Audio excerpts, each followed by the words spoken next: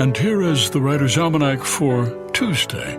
It's the 19th of March, 2019. 1842, on this day, a play by Balzac opened at the Odeon Theatre in Paris, Les Ressources de Quinola, the story of an inventor during the Spanish Inquisition. Balzac was a prolific writer, drank 50 cups of coffee each day, which he said was like sparks shooting all the way up to the brain.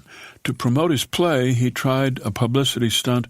He started a rumor that tickets were completely sold out, assuming then that people would turn out to see what all the excitement was about.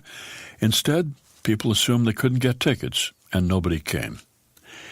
It was on this day, 2003, that President George W. Bush announced the beginning of the Iraq War. It's the birthday of Gogol, Nikolai Vasilyevich Gogol, born in Great Shoroshinsky, Ukraine in 1809. His father owned a vodka distillery and had more than 300 serfs. And young Nikolai, after graduating from school, went off to St. Petersburg, ready to take on the world. He tried acting, then he tried writing poetry, and then prose, short stories.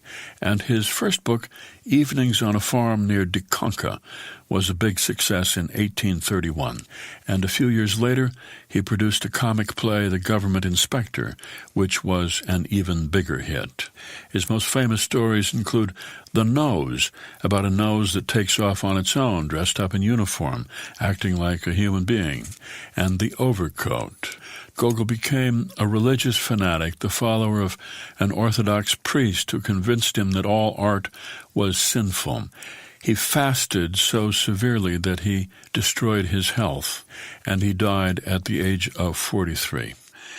It's the birthday of Moms Mabley, the comedian, born in Brevard, North Carolina, 1894. Her parents died in separate accidents. She was raped twice as a teenager, had 2 children by rape who were taken from her. She was being forced into a marriage with an older man.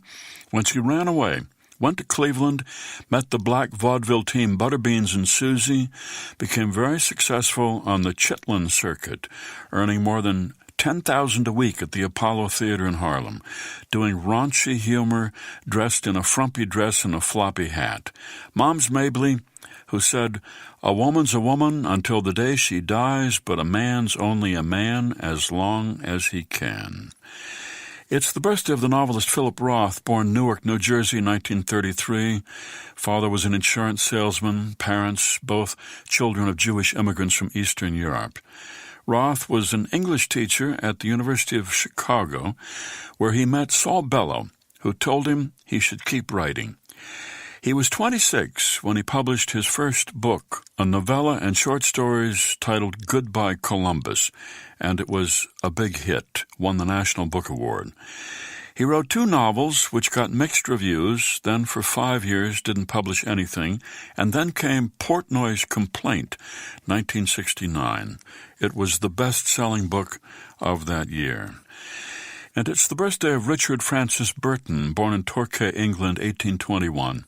He loved languages, learned Arabic at Oxford, and it was Burton who gave us the definitive English translation of the Arabian Nights, and then later the Kama Sutra.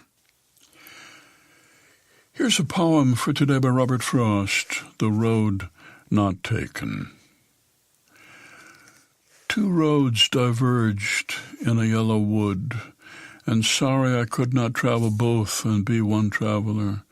Long I stood and looked down one as far as I could to where it bent in the undergrowth, then took the other, as just as fair, and having perhaps the better claim, because it was grassy and wanted wear, though as for that the passing there had warned them really about the same. And both that morning equally lay in leaves no step had trodden black.